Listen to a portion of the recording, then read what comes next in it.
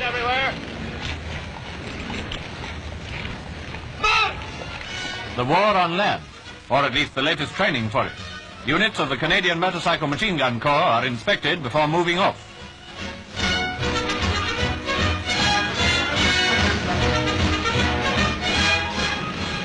The Germans used mobile battalions equipped rather like these in their rapid advance against the French army, and they used them with great effect.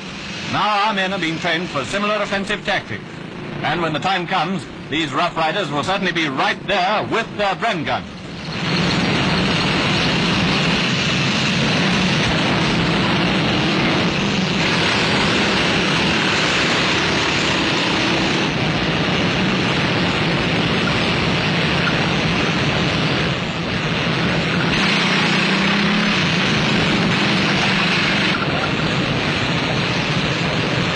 There is also the Tommy gun, don't forget.